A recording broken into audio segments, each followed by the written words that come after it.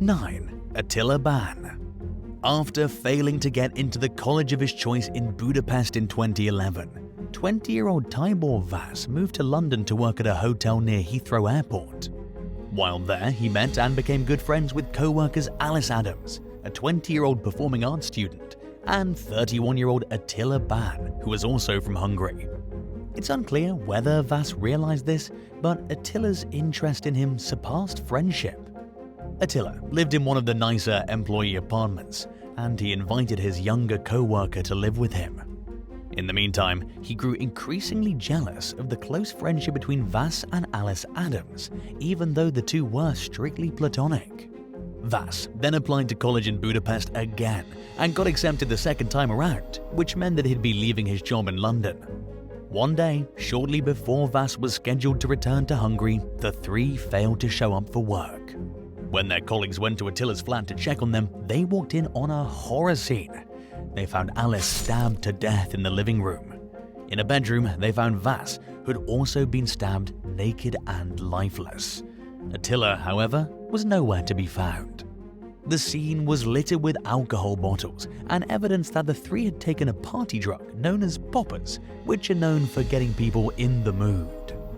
There was also evidence of intimacy between the victims, and DNA testing would later reveal that Attila was involved in the romp. Unsure if Attila was missing and in danger, or if he was guilty of foul play and had gone on the run, investigators paid attention to his social media activity. A post that he made after the discovery of the bodies indicated that he was in the apartment, which had been sealed off as a crime scene and should have been inaccessible. Investigators were baffled and returned to the scene, where they found him lying in bed, drunk and in a state of semi-consciousness. It was during that visit that detectives discovered a cut mark in the divan bed that they'd found Vas's body on, revealing that Attila had apparently never even left the scene. Instead, he'd hidden beneath the bed during the initial discovery of the bodies. The investigation revealed that Attila had gotten upset with Alice and Vas just days before the double murder because they took a photo together and didn't include him. As the evidence against him stacked up, it began to look as if he killed his co-workers in a jealous rage after realizing that his feelings for Vas weren't reciprocated. Attila admitted to manslaughter on the grounds of diminished responsibility, arguing that his ailing mental health triggered the attack.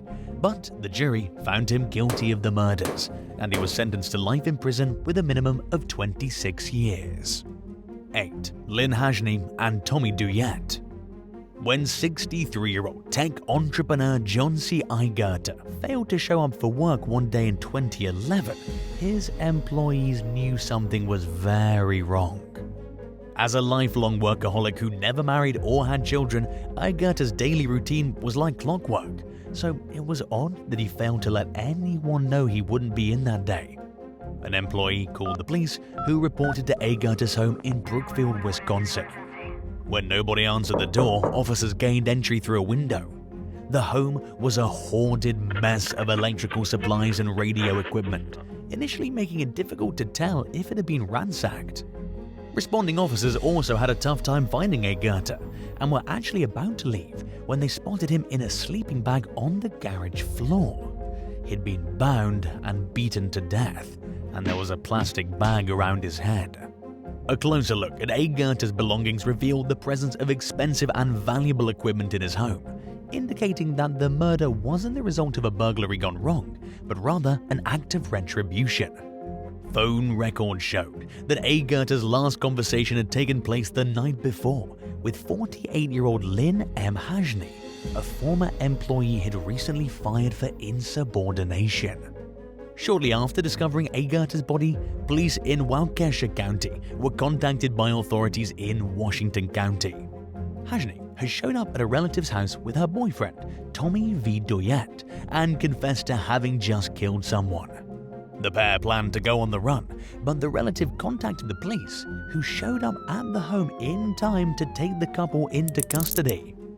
Initially, Hajny avoided speaking with detectives and retained an attorney. Duyett was more than willing to talk, however. He said that Lynn told him Aigata owed a large amount of money to her estranged husband, Al, who'd worked for Aigata in the past. Hajni allegedly told Doyet that Aigata was giving Al the runaround. Then, she asked Doyet to go to Aigata's house with her on the night of the murder. Assuming they were just going to the house to collect the unpaid debt, Doyet accompanied Hajni to the home. Doyet claimed that he got into a physical fight with Aigata to protect Hajni, and the thing simply went too far. He insisted that he never meant to kill Aigata, but authorities were unconvinced that it was a case of self-defense that spiraled out of control, especially given the manner in which Aigata's body was found. The more investigators dug, the more evidence they discovered of a sordid murder plot involving a third suspect named Mark Finken, who worked for the Wauwatosa Police Department.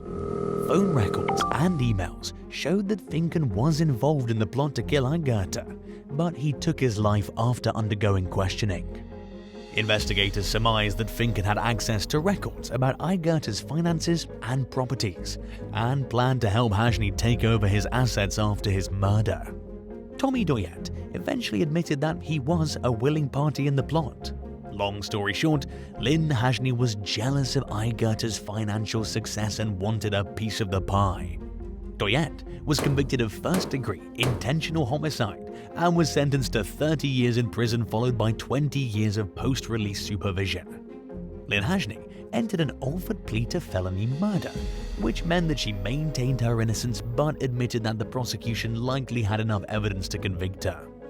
She was sentenced to 15 years and 9 months in prison, followed by 5 years and 3 months of post-release supervision. 7. Liam Hamilton. 20-year-old Liam Hamilton was working as an electrician's apprentice in Hertfordshire, England in 2021, when a heavy load of material fell several stories from a forklift and landed on his head. He was wearing a hard hat at the time, but it wasn't enough to protect him from injury. After being rushed to the hospital, Hamilton underwent emergency brain surgery and was put in a medically induced coma for 4 days. The recovery's been grueling and has left Hamilton with ongoing cognitive, strength and balance problems. Nearly 2 years after the accident, in December 2022, he had a seizure, which left the future of his career uncertain. Hamilton told the press that he didn't remember the incident, but he recalled waking up in the hospital when he came out of his coma. He said that his injuries changed him from being an average young man to a reserved person who avoids busy places. Simple activities that most people take for granted, like walking and talking at the same time, are a constant challenge for Hamilton. He also struggles with concentration and memory issues, making him dependent on his parents at an age when most people are becoming independent.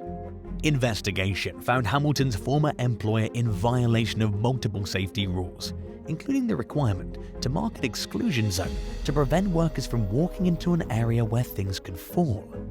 The company was also accused of failing to provide proper machinery for the kind of work that was being done at the job site. Hamilton said that the uncertainty of the future was the hardest aspect of the situation to come to terms with, but he was determined to recover and move on. 6. Shannon Brazier. As the main breadwinner for her family since her teenage years, 20-year-old Shannon Brazier was thrilled when she landed her dream job at the demolition site of an old college in Essex, England in 2020. Her new gig went horribly wrong, however, when a 23-ton excavator swung around and hit her in the head while she was installing a fuel pump. Shannon's head was crushed between the excavator and the fuel pump, leaving her with a fractured neck bone, broken bones in her face, and other devastating injuries. The young woman was airlifted to a hospital, where doctors were initially unsure whether she'd survive, and at one point, they told Shannon's family to say their goodbyes. But she refused to give up the fight for her life, and miraculously she began to recover. More than 2 years later, she was still unable to work as she continued to undergo rehabilitation and corrective surgeries. The accident has left her with lasting injuries, including facial paralysis resulting from nerve damage. Shannon was angry at the company, Ace Demolition, and the site supervisor John Gilligan for failing to take steps to prevent the accident from happening. Authorities found the employer to be in violation of health and safety laws for not taking the proper precautions to keep workers away from the excavator while Shannon installed the pump. The court ordered the company to pay more than $37,300 in fines and court costs, and John Gilligan was hit with 250 hours of community service. After fighting for her life and suffering permanent damage, Shannon felt that these punishments were far too forgiving. But she knew that there was no changing the outcome, so she's since vowed to move on with her life. 5. Bibiana Arellano de Labra. While operating a large industrial mixing machine at Automatic Rolls in North Carolina in 2022, Bibiana Arellano de Labra was crushed to death by the equipment. Emergency responders tried to save the 22-year-old, but unfortunately she died from her injuries. When the story broke, it was unclear what exactly caused the accident. At the time, agents from the U.S. Occupational Safety and Health Administration, OSHA, were investigating in hopes of getting to the bottom of the situation. Automatic Rolls is owned by Northeast Foods, one of the biggest suppliers of buns, rolls, and bread products in the United States. In a statement, the company extended its condolences to de Labra's family and reassured the public that it was cooperating with the investigation. The victim's co-workers expressed their anger and concern when they learned of de Labra's death. When interviewed by The Militant about the incident, Chief Shop Steward Monica Dunn said that no product is worth being hurt or killed for. At the moment, the inquiry into the accident is ongoing, so we'll have to wait and see what consequences the company will receive in the coming months. 4. Courtney Savage. When being a patient care technician didn't pay the bills, mother of 5 Christina Lodrini took a job managing a lingerie store and exotic modeling studio in Largo, Florida. She eventually became best friends with the shop's owner, former Hillsborough County Deputy Courtney Savage, who ended up having to take several months off due to heavy metal poisoning from some dental work she'd gotten while she was in Mexico. During Courtney's time off, Christina continued to manage the shop. However, there are conflicting stories about what happened next. Christina claimed that the landlord refused to renew the lease for the shop because the bar next door wanted to expand its space. She even asked the landlord to reconsider, but he said no, so she packed up the shop and returned the unsold merchandise. According to Courtney, however, Christina failed to pay the rent and the landlord evicted the business. Courtney also alleged that Christina owed her $15,000 for unsold merchandise that she never returned. In the meantime, Christina rented a storefront and opened up her own lingerie and exotic modeling business. The situation left Courtney feeling betrayed, but she failed to tell Christina just how upset she was, and the more she held her anger in, the more it started to boil over. Just 10 days after the grand opening of Christina's new business in 2006, someone broke in. Nothing was stolen, so it appeared to be solely an act of vandalism, indicating that it may have been revenge-driven. Less than an hour later, shots were fired into Christina's husband's van in the driveway of the couple's Clearwater home. Early the next morning, someone left Christina a threatening voicemail, stating that there wouldn't be any warning shots next time. At the urging of the police, Christina bought a surveillance camera and installed it on the outside of her home. For a while, life mostly returned to normal. But the security camera came in handy when the shooter returned to the home and was captured on video firing shots straight into the dwelling. The footage showed a woman pulling up in an SUV, getting out and walking forward while firing multiple shots. In addition to damaging the home, the bullets broke a window and the shattered glass fell into the crib of Christina's sleeping baby, who thankfully only sustained minor injuries. Police could tell, based on the woman's shooting stance, that she most likely had law enforcement training. And while her face was too blurred to positively identify her, Christina could tell that it was Courtney because of the way the suspect walked. Authorities still needed more evidence before they could make an arrest though, So they had Christina call Courtney while they listened in. She asked her best friend why she would do something so horrible, and while Courtney didn't explicitly admit to the act, she agreed that a payment of $2,000 would be a good start to righting the wrongs between them. The women agreed to meet at a local diner to exchange the money, but instead, the police were there waiting to take Courtney into custody. Thinking that her honesty would get her off easy, especially since she had no prior convictions, Courtney admitted to the crimes. She was initially charged with shooting into an occupied dwelling, but the charge was upgraded to attempted murder. Instead of facing the music in court, Courtney went on the run. First, she went to Mexico and got plastic surgery to alter her appearance. She then spent the next year living under a fake identity and working jobs that paid under the table. The law finally caught up with her in Texas, however, after she was featured in an episode of America's Most Wanted. In addition to the initial charges she faced, Courtney was hit with more counts for evading justice. In the end, she took a deal and pleaded guilty to all counts in exchange for a 20-year prison sentence, followed by 10 years of probation. 3. Mitchell Sims. After taking a job at a Domino's in South Carolina in 1985, Mitchell Sims was promoted to manager.